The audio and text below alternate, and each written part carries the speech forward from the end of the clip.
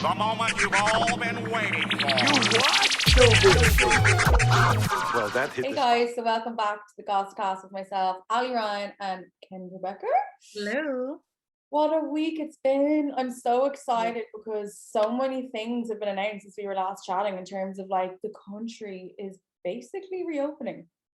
Yeah, it's so exciting. The most exciting part, I think, is obviously a bit of outdoor dining. I have 2 bookings already. I'm ready to go. I do, yeah, in the same place. Where are you It's going? like Tap House. It's like me and my friend's spot. So when you book, if you're booked in for like the first week, it's all open.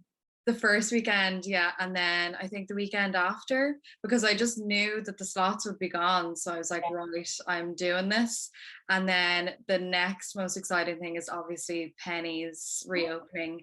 And they're actually doing something really interesting. They're doing a shopping by appointment experience before they reopen. So I think they're anticipating that there's going to be absolute madness at all their stores. So how do you book for that? They haven't actually announced it yet, exactly how you book. But I'm interested to see what way they're going to organize it. If they were like, sorry, we've only a 5 a.m. slot, I'd be like, grand. Yeah, I'm there. I'm gonna fill my basket. I bring my own baskets with me just to be like, I can't wait for Penny's to reopen. I actually want like a full Tesco trolley to bring into Penny's so I can just like 5 assistants with their tries. You'd be like, sorry. Yeah. And like you won't be able to try anything on, I don't think, straight away. So, but like with Penny's, I feel like you know your size. Yeah. You know? I think we're all well versed at this stage. I need to get booking some outdoor. Like, I mean, I basically lived in the Dillon Hotel at Christmas when we were able to eat outside then. I'd like to go further afield now this time. Yeah, I just was on it. I had post notifications on for them. So the minute they opened the booking system, I was like, I'm on it. And I did it straight away. I'm so excited for someone else to cook me food and hand it to me. And just have a cocktail, like a cocktail made for me. Margarita, please. Sorry, espresso martini. Like, oh yeah, espresso martini. Espresso martini. What else would I love? Oh, strawberry daiquiri. You love a good strawberry daiquiri. I love a good frozen margarita. And then, I'm excited that inter-county travel's open. Like, given that all my family live outside of Dublin, like my mum's turning 60 at the end of May. It was so up in the air. It's like, am I going to even be able to drive out of Dublin? Now I'm like, yes. So she was just like so happy that I can come up. So like, there's all these little things. Like, I know it's not all over and blah blah blah, like there's still dark times ahead, but I'm just like, can we just take a moment and just be a little bit positive and, you know, be happy? Both my parents are vaccinated now. I'm vaccinated, my brother-in-law. Like, I feel like it's really starting to kick off now. Yeah, it's funny. My mum, she turned 60 on Tuesday, and like as the clock struck midnight, she went on and registered for her vaccine because she turned 60. So she was like, "Woo!" So she did it straight away. So that's like, happy birthday. Here's your vaccine. Yeah, that's so good. God, one time in your life you'd be delighted to keep aging. I know, yeah, Jesus. She was like, that's the one good thing about turning 60. But yeah, I'm hoping this will be it now. We won't be going back into any other lockdowns. I think people just need to accept, though, we're going to be getting the COVID vaccine like every year, like the flu vaccine. Because I've heard of people being like, oh, it's a once off. I'm like, it's definitely not a once off. Because I think Ireland just ordered like 4 million more doses, and everyone's like, why? And I'm like, because we're going to have to get vaccinated every 12 months. Yeah. You know, it's actually so interesting. This is like kind of off topic of entertainment news, but I was talking to never stay on topic, to be fair. Like, no, we never do. I was talking to my cousin who worked as a nurse over in London for years, and she was like, it's so different over in the UK, even with the flu vaccine. She was like, literally almost everyone gets the flu vaccine over in the UK every year. It's like not a thing. Yeah, I get it every year. Yeah, but in Ireland, not many people get it at all. And the funny thing was, so I get it every year because I'm diabetic, so I'm always kind of told don't get the flu or whatever. But this year, I remember there was like a shortage of it, but I just went into my pharmacy and I was like, hi, can I get the flu vaccine? And they were like, oh, it's a bit like backlogged. I was like, I'm diabetic. And they were like, come with us. And it was a come with us, ma'am. Yeah, it was like thrown into a room, real FBI stuff.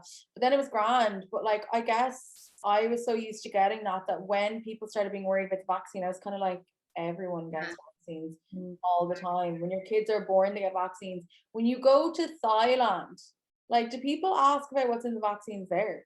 Yeah, that's actually so funny because the amount of people I know that have been to Thailand on like trips or whatever, and like you have to get like 4 different jobs before you go. Jabs, they're so random. They all have wild side effects. It's just something about this one that people don't trust. But like, I'm 3.5 weeks post AstraZeneca now, and any of the complications that were happening were in the first 14 days. So obviously I didn't have any, and I'm actually getting the second dose of it as well on the 4th of July. I'll have, Independence Day. Woo.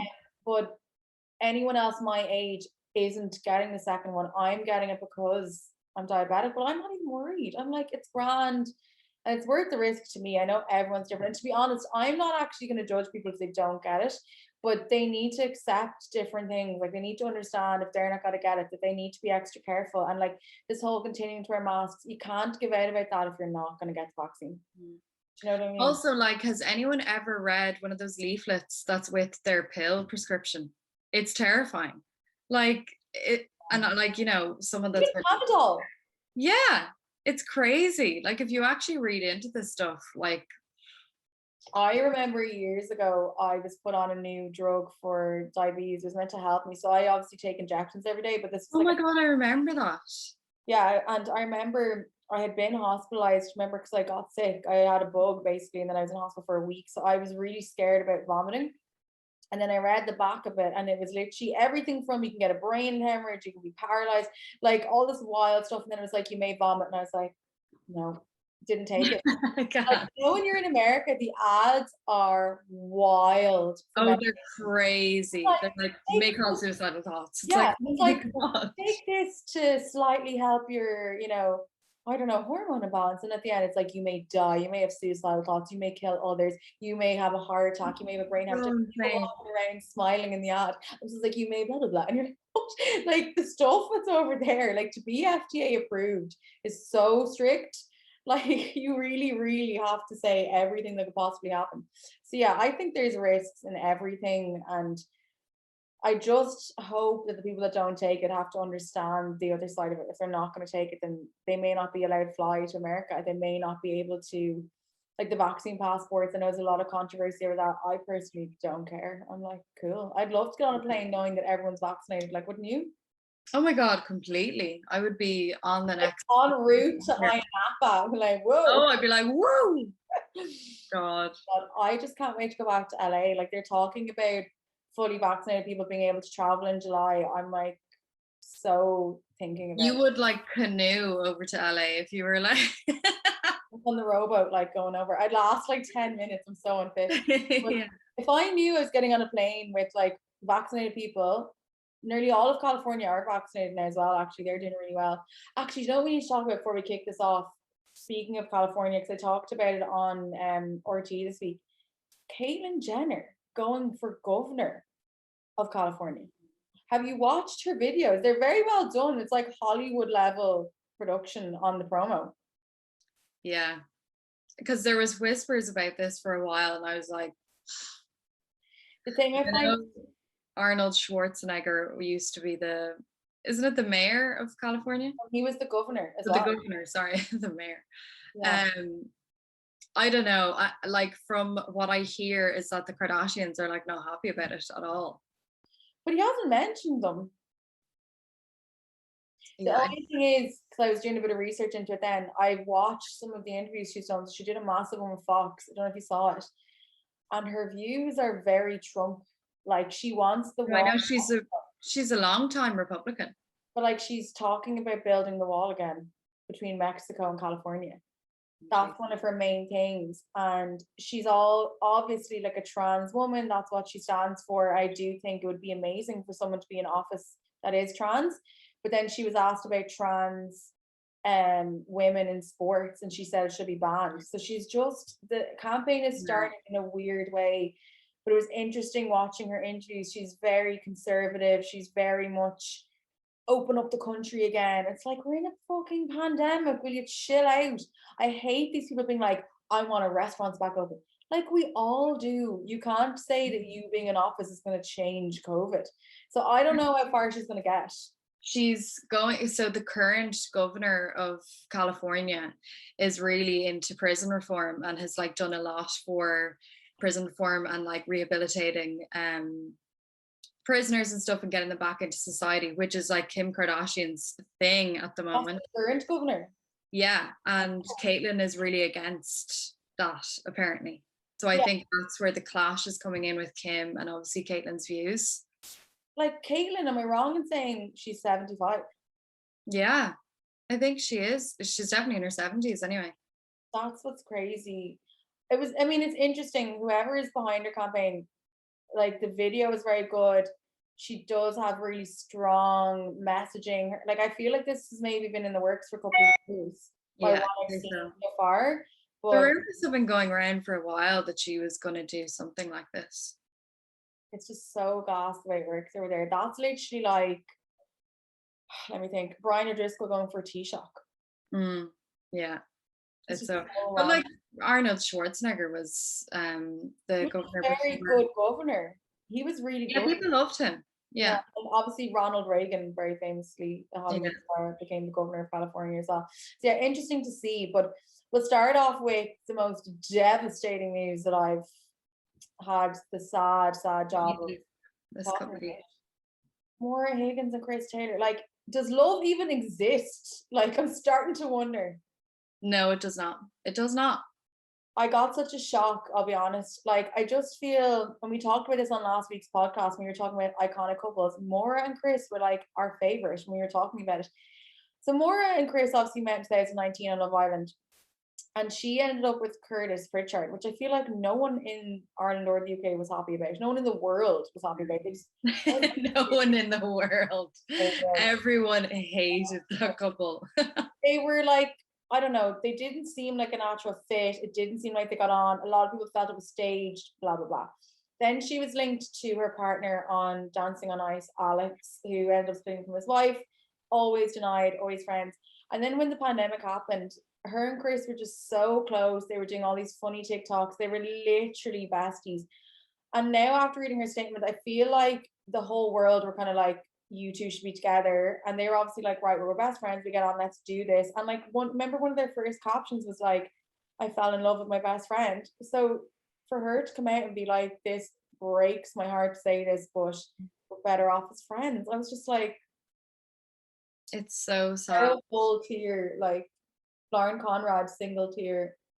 Yeah, I agree. I think they were really pressured. I obviously don't think they were pressured, but like I think people obviously influenced them to try it out. Yeah. They obviously had like some sort of chemistry anyway. But yeah, I just think it's really sad, and it obviously just got to a point where they were probably just like, this isn't working. Maybe they were too good of friends. I know, that's what I'm trying to think. The other way sometimes you hear couples break up because they feel like they were almost brother and sister by the end. Yeah. But like, they were only together 6 months. I don't feel like that's, I don't know, it just doesn't feel that long of a time to be like, we've literally become brother and sister. Well, they only went public in November, and I feel like they were probably together a bit before that.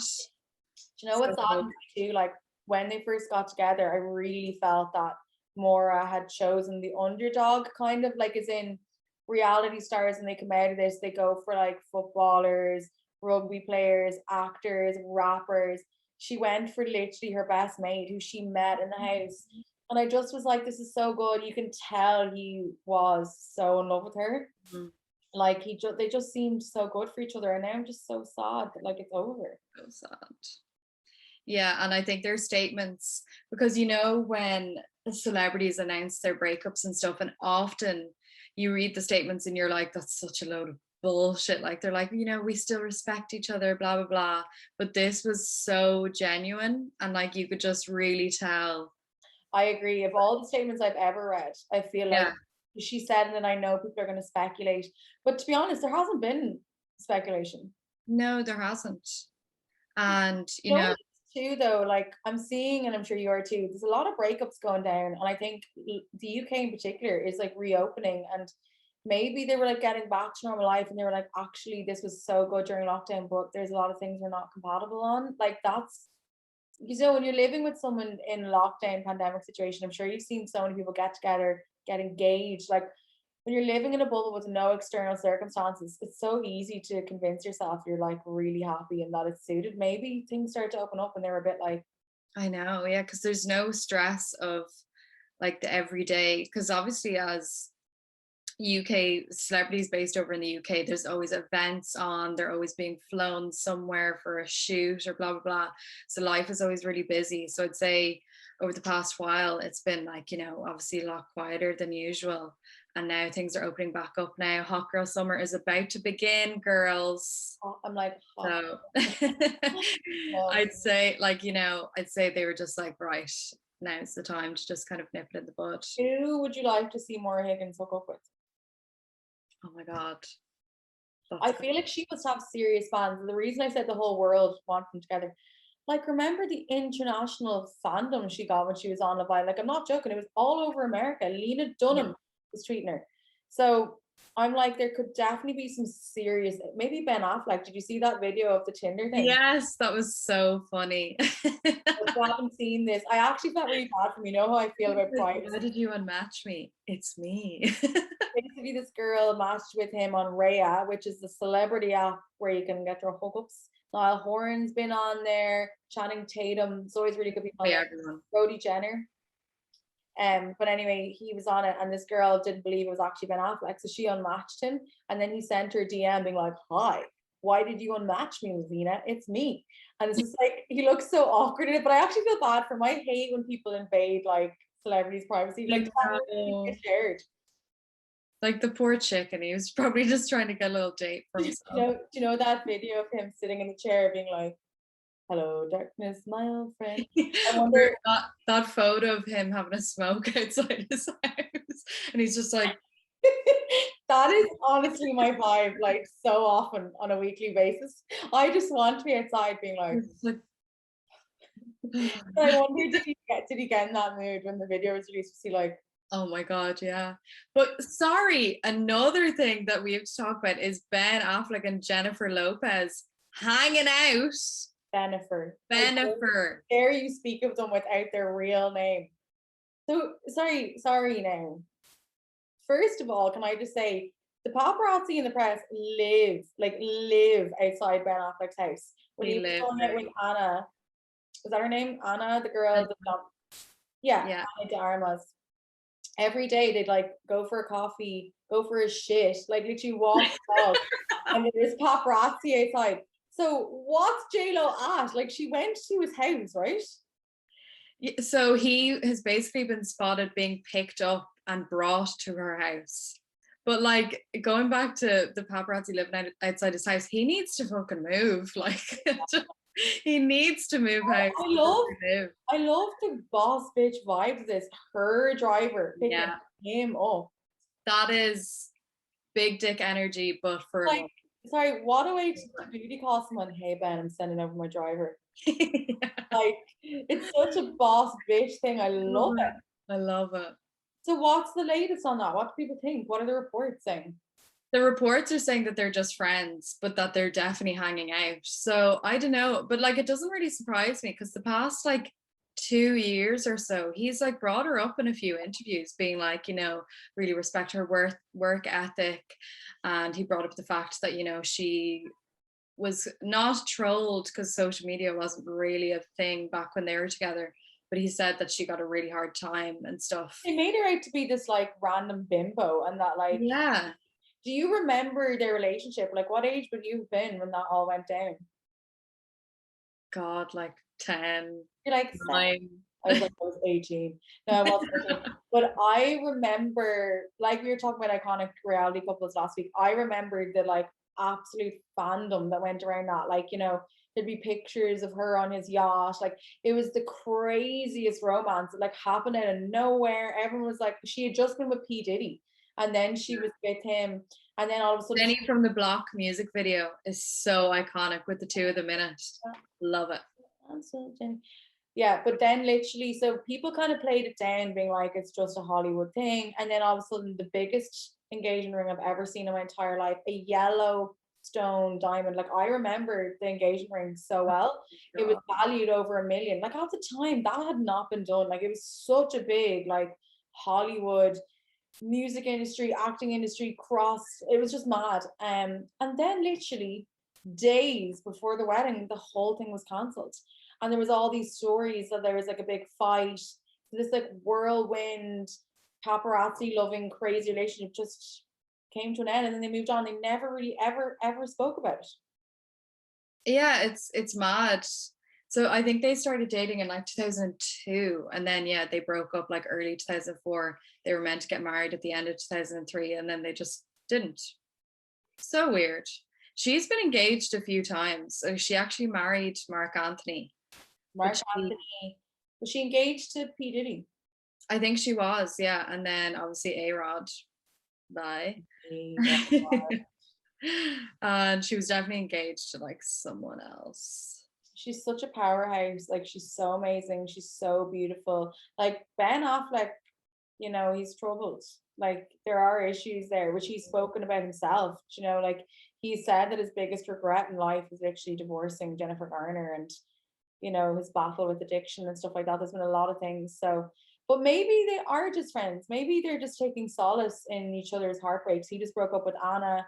She broke up with A-Rod. Maybe they're just like, do you want to grab a beer? A beer. Maybe not. But like, do you want to grab an iced tea? Iced tea. But like, why does he not have his own drivers? This whole situation is strange. I know, it's just the way it's just so random. They had like an actual photo of him like getting out of the Escalade. The Escalade. You know, in Vegas, the way you can like book a limousine to bring you to like another casino, you can book Escalades there, and like the price is sick. Like it's like $600 to like go down. We should do that the next time we're in LA. Get an Escalade to bring us around. Oh, like the next time I'm in, well, this is Vegas, but maybe LA. Well, to be fair, if I get into that parking lot again, I will ask for an Escalade. You will. You'll be like, can I have a lorry, please? Can I please have a bin truck? Because that's what I want to drive around in. And we could do that part-time while we're there, just like collect a few bins. Yeah. I'd say those are the celebrities rubbish. That's what people probably think we do. Oh my god, imagine there was like pictures of us going through Ben Affleck's bin. Imagine we did that as like a segment. Being like, we're going through Jennifer Aniston's bins today. I mean, I think people would tune in. I actually would enjoy doing that. Like, what would you learn from it? You'd be like, oh, Jen likes Domino's. Like, I don't know. What are you gonna learn? Things we would find out. Would actually. Yeah. So as well as Maura Higgins devastating us all, another devastating thing that happened: the Line of Duty finale. I don't know if I'm even ready to talk about it. I was just about to say that I actually don't know if I'm mentally able for this conversation right now, because I've never experienced such disappointment since Game of Thrones, and it actually triggered me. You were triggered. The disappointment. The picture I put up, I feel, was so accurate. You know, that gorgeous drawing of a horse, and it's like season 1 to 6, and at the end it's just like a stick figure. Last episode.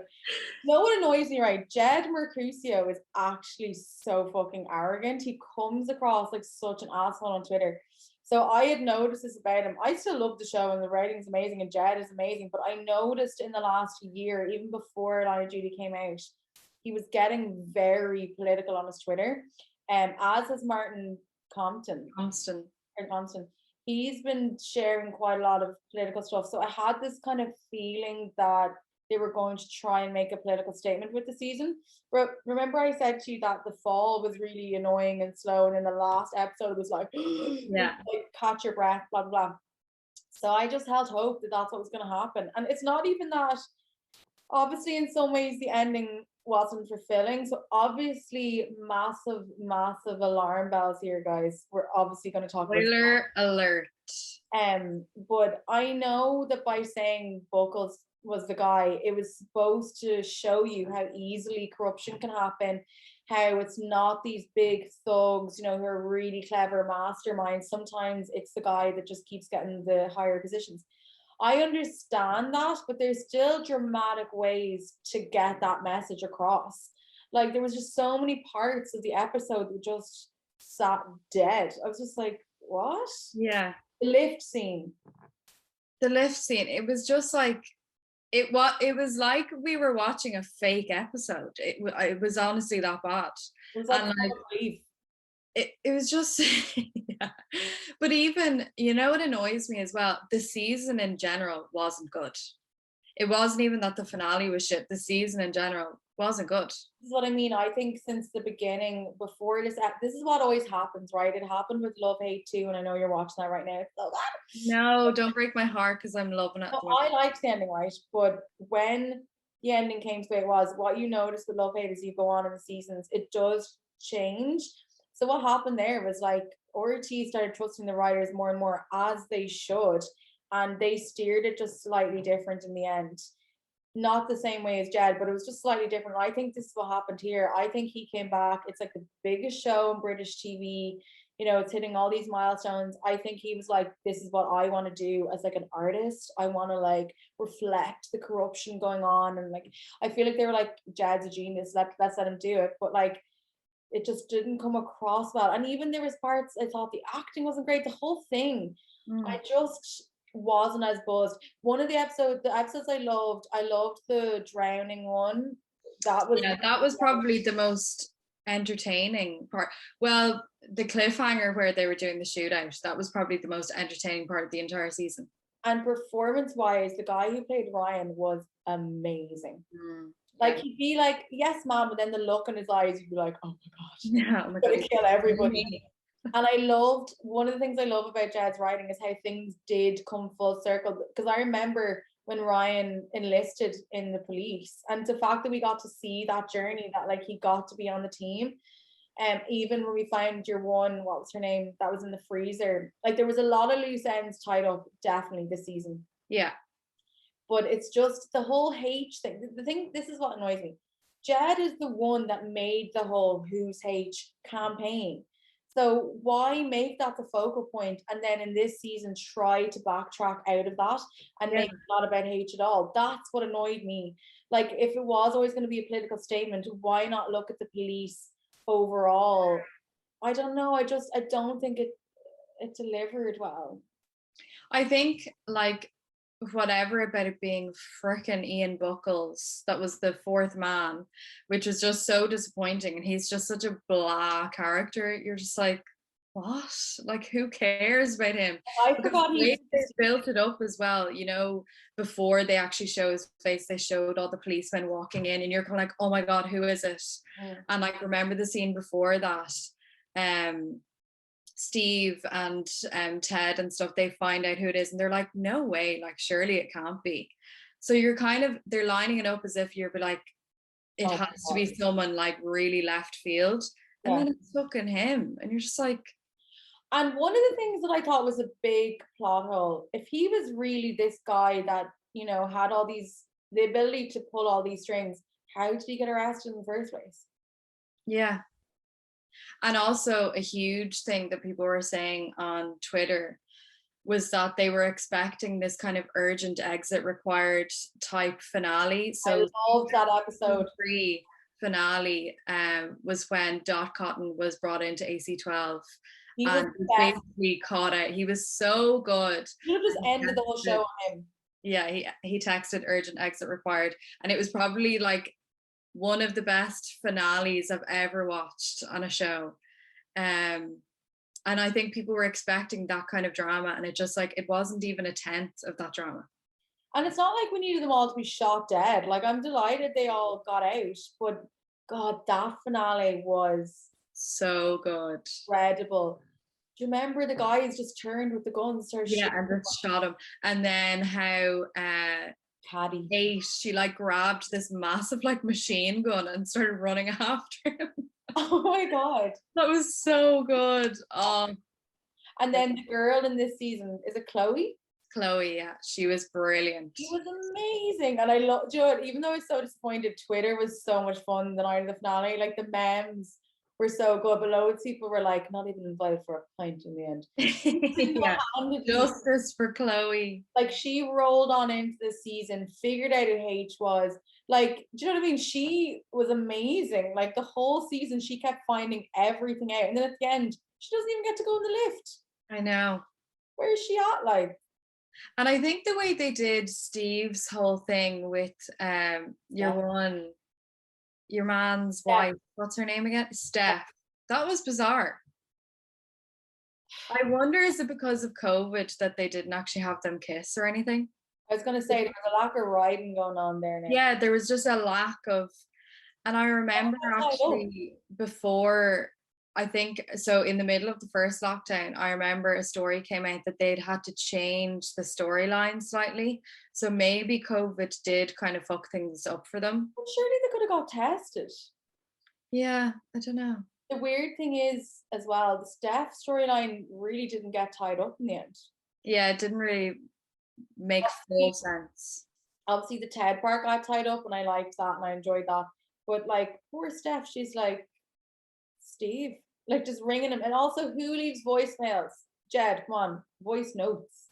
Yeah, and there was something about the acting between her and Steve seemed really stiff or something. I don't know what it was. I just didn't like that whole thing. It seemed fake.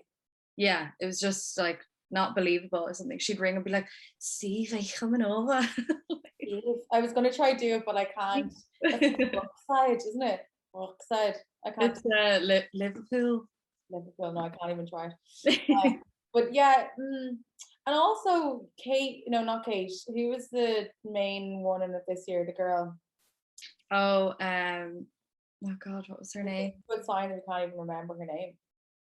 She was Boss.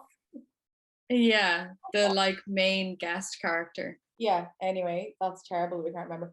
But Yeah. The amount of bad things that she did and allowed, and she ordered Kate's killing, and in the end they're like, oh sure, have a fluffy dog and a lovely cottage, off you go. Yeah, I was like, I did feel bad for her in the end, so, but like I did too, but she was such a strong character, and then suddenly it was like, my dad. I was just like, all right, where is this coming from? I don't know. There was just so, maybe it was COVID though. Maybe there was a lot of stress and it was very hard to relax. I don't know.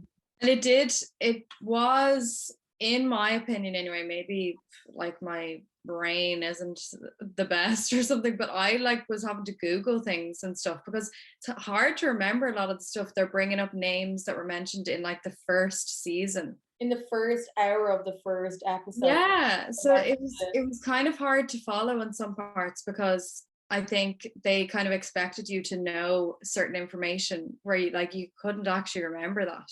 So I found myself Googling things being like, who is blah, blah, like, you know. And then the whole Gail Vella murder, I don't know. And then your man, that Irish actor, having his photo, you keep thinking he's going to be in the series. Yeah, but it's really just a photo. Like everyone was joking about how much he got paid for like standing there for one shot being like. Yeah. And he's such a well-known actor. Is it Martin Kemp? Is that his name? Why do I know nothing today? It's been a long week, girl. I need to. It's been a very busy week now. I'm gonna actually Google this because I don't want comments being like, "You don't know what you're talking about." I'm like, "I do." I do. Line as I Google it, like line of Judy. I think his name's Martin. No, Marcus Thurwell was his name in it, wasn't it? Oh yeah. James Nesbitt. There we go. There we go. Completely not close to what you said. I was like, it's John. No, wait, what's I need to find her name as well. Oh yeah. Because that would be a disgrace if we didn't. How do we not know? But it does not just show. I know, and she was meant to be like the main Galliana. Joanne. Her name was definitely not Joanne. It is DCI Joanne Davidson. Oh, Joe. They called her Joe Davidson. Yeah. Joanne Davidson. Well. Well, aside from our extremely harsh criticism, I'm sorry. It's just so annoying because I actually have loved the show for years, and it's just disappointing. Like I feel like a bit of a clown. And I'm just personally annoyed at Jed. Like I don't know if you follow him on Twitter, but he's replying to fans and kind of been like, "Get over it, everyone." You know, yeah. Like it. I'm like, chill the fuck out, man. Like I saw that he was like, you know, over 12 million people tuned in. I was like, Yeah, because they thought it was going to be good. And it was shit. Over 12 million people were disappointed, Jed. Yeah, you disappointed like millions. The memes were so good. You know, the Love Island one of Chris in bed being like, yeah, he's like, do you think, to wrap this up, do you think there's going to be another season, and do you think there should be? I don't know. It's very up in the air. Like at the moment, they're saying that they don't know if there's going to be another season. I think that's a huge part of why everyone was expecting this finale to be fucking amazing, because Like, it could potentially be the last ever episode of Line of Duty. So everyone was expecting like huge things. I don't know. I personally, a part of me is I want them to come back to redeem themselves a bit. And like I do actually feel bad for the likes of Martin Compston and Vicky McClure and Adrian Dunbar, because they've been with the show for so long, and I'd say they probably slightly expected a bit better finale. Well, Martin had tweeted, I hope if this goes the way I think, it's gonna be the best episode ever. I was like, fucking, where'd you get that line from? But obviously also Adrian Dunbar was amazing this year. Mother of God. I'll show so you. many lines in for him. So many. Yeah, everybody was like, you've no evidence. He's like, I'll show you evidence. Like, he just had some great one-liners. Oh, he was so good this season. He's my fave. But I guess he kind of ended up becoming like a caricature of himself. I don't know. It was just this season was really hard to get invested in. I don't know what it was. It just didn't feel the same. Yeah, like even when he had his little lines like that, you know, the only thing I'm interested in is getting bent coppers. Like, it seemed so forced, and like he was just reading it. Obviously he was reading it off a script, but it just seemed wrong. It was scripted. Yeah, I know, but it just seemed like kind of cringy or something. I don't know, and it wasn't cringy before. Oh, that's so true. Something was different. But look, maybe it was COVID. Maybe it's because Jed took a different direction. Who knows? But yeah, justice for Line of Duty. Like, I will happily rewatch seasons 1 to 5 again. Season 3 may be my favorite. When you bring up that like, that was such a good season. And as well, I remember Jed created Bodyguard. Yeah, and that's a very, very good show. The best TV shows I've ever seen. Richard Madden is amazing in it, and it's again edge of your seat. Remember, I texted Kendra after the finale, and I was like, we should have been edge of our seat for the finale, but I sat very comfortably. Yeah, I was like, I wanted to be hanging off my chair. Yeah. And that's what I love. That's how I felt. I was telling the girls this week, I think I'm gonna do my column on it this weekend. I don't know, but I watched Promising Young Woman, and every few minutes I was literally like dead. I was just like, I was texting someone the whole way through it, and I would just be like, oh my God, this just happened. And he'd be like, yeah, just wait a minute. And then something else happened. I'm like, oh my God. And then like I wouldn't have 5 minutes. And then I messaged him being like, oh my God. And he was like, there you go. It's honestly one of the best movies I've watched in a long time. It's so, so good. I feel like I'll never be the same. And I put it up on my Instagram and on my Twitter that I just felt so affected by it. And the amount of DMs I got, like the amount of girls and guys that were like, it's just crazy what goes on. So if you haven't watched Promising Young Woman, please, not what you expect it's going to be. It's such a mixture, because like it's actually really fun, really good, really dramatic, good twist, amazing music from the noughties. But then also, good. It's so shocking, and it will stay with you for days. Like some parts you actually feel really uncomfortable watching, but then it'll be like randomly funny, and then there's just and the way it's shot as well is so good, like visually stunning. I felt it was Kill Bill vibes, but not what I think it's gonna be. Yeah, some of the shots, you know, the shot where she's in the coffee shop and the blue is around her, I just thought that was so fun. There's some really that's one I particularly remember. Carey Mulligan is just such a good actress. I'm so glad she did it, because I'd say it was a bit of a risk getting that script. She's so well known. Like, you know, there are parts of it which kind of seemed cheesy almost, but then when you get to the end, like it gets full circle. But like, I'd say reading it, she was a bit like I'd say it was a bit of a risk. And even I think the trailer is kind of a bit, it makes you think that it's going to be slightly a different movie than it is. But I love the well-known people in it, like Adam Brody, is in it at the start. The guy from New Girl, who I've totally forgotten his name now as well. Oh no, he plays Schmidt in New Girl. It's so good. There's a lot of well-known faces. But yeah, that's just as a side note. I absolutely loved it. I think that's like a movie, one of the movies of our generation. Like I genuinely think it's that good. Yeah, me too. It was just so good. What was the last topic we were going to discuss, Kendra Becker? So we have a Hollywood movie being filmed on our shores at the moment. So it's Disenchanted. It's the sequel to the 2007 movie Enchanted, which we can all remember. Love. It was it's funny because it kind of became like a bit of a cult classic in itself. Yeah. But it's Patrick Dempsey and Amy Adams. They're here right now in so where are they again? Enniskerry. Enniskerry. Yeah, in Wicklow, and there's huge film sets that have been built there at the moment. So there's like a big castle there, and yeah, it's really exciting. Yeah, so there's like a big kind of faux castle around one of the buildings in Enniskerry. I have a few mates that live in Enniskerry. Yeah, go check. I pop for a visit when we're allowed intercounty travel on Monday. Yeah. But like people were so excited she was here, but then when you guys put it up on the feed that Patrick Dempsey was here, people were like McDreamy is here. Like there's definitely going to be a few pictures of him getting coffee. I tweeted it the other day, like it feels wrong that Matt Damon's not here this summer. Like, is McDreamy going to be our new Matt Damon? That's what I'm saying. I was saddened that we'd know Hollywood stars, and then they were like, all right, let's roll on up. And they're here in production. It's so funny. You'd honestly not notice Amy Adams. She looks Irish. I think people aren't even going to spot her. I know. Yeah, she'll blend right in. She's like pale skin, red hair.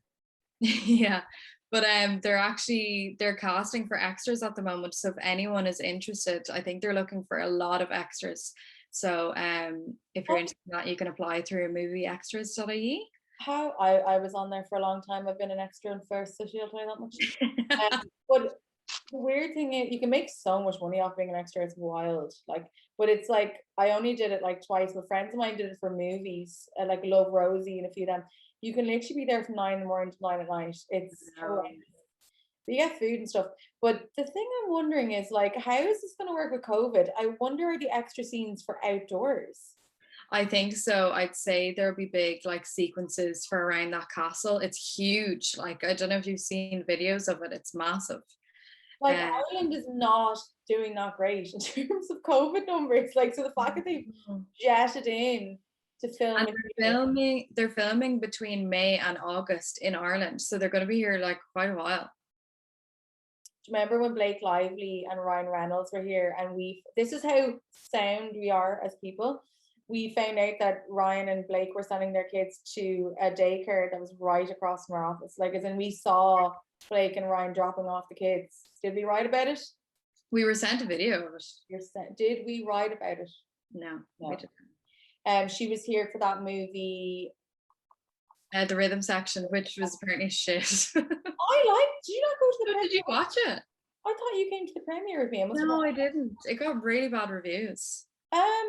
No, I mean it's not the best movie I've ever seen, but like no, I thought it was good. Yeah, although maybe it's because there were so many Irish scenes in it. I thought it was cool. Like I knew what where they were. Yeah, it wasn't amazing, but yeah, she did look horrendous, and I don't think it was worth looking terrible for. It's not an Oscar-winning role, but no, it was good. I think there's so much hype around it because people were like saying that she was going to be the new female Bond in it and stuff. She was good in it. I thought it was good. I think it's the story that's not amazing, but I thought she was really good. It's Steven Soderbergh, wasn't it? He's a really good director. I think that's who it was. No, it was a woman. It was something Reed. Maybe it just felt like a Soderbergh movie. That's the kind of vibe it was. Like it was cool. I can't remember it was good. Jude Law's in it as well. He plays a character called B in it. No, it's good. Like I felt it was good. There was lots of twists. I mean, I wasn't like that's the best thing I've ever seen, but like. Were you on the edge of your seat? I was firmly.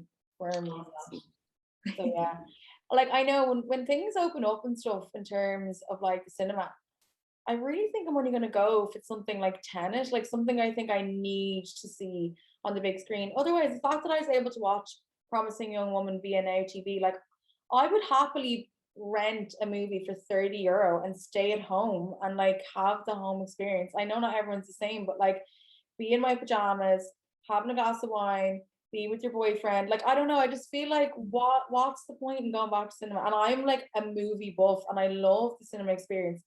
But after this year, I'm kind of like, why don't they just release Bond on Netflix? I totally agree with that, because I find being able to have the option to even pay for it, like to rent it at home and watch it in the comfort of your own home, is so much nicer. Because sometimes, I don't know about you, but sometimes I find the cinema experience kind of stressful.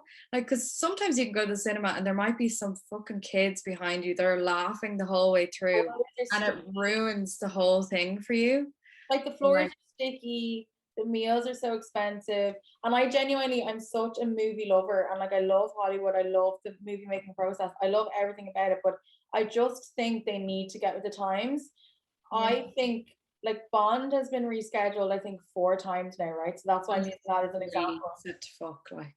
And like, I get it. They want the huge, glamorous red carpet. But do that. Have the red carpet. Do your big release. Maybe put it into certain cinemas that are open in like different countries. But then for somewhere like here or other countries that aren't ready yet, sell it via Sky. Like I would happily pay 30 quid, because a lot of people are arguing that if they were to do it this way, they're going to lose money because like it's expensive to do Netflix and Amazon Prime or whatever. But I think if they were to hype up the price and it's €30, they'd definitely make the money.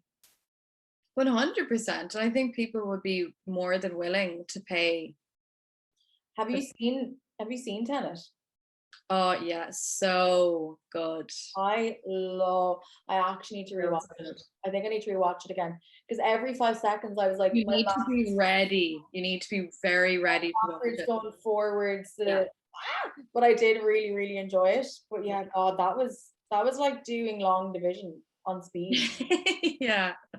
I did. Oh God. But that's the sort of movie, like in fairness, I probably would go see Bond in cinema, so it's probably a bad example. But I just mean in general, like we were talking about the other day when we were talking about Promising Young Woman, that like I'm glad there wasn't as many movies up for Oscars because they really got their moment.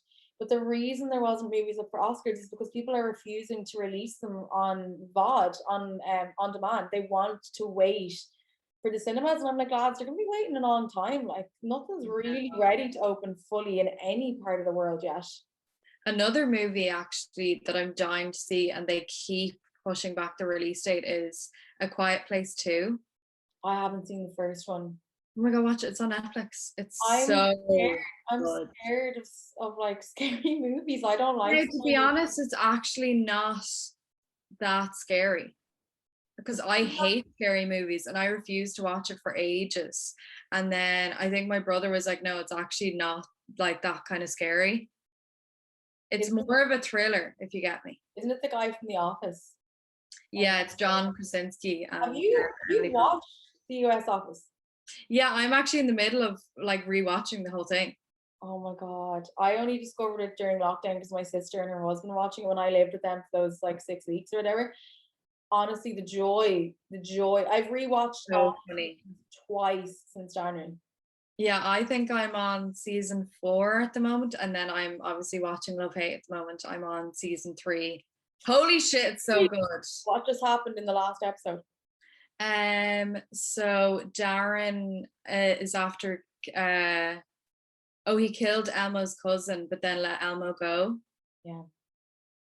It's just so good. It's such a reflection. I feel like this stuff definitely goes on in Dublin.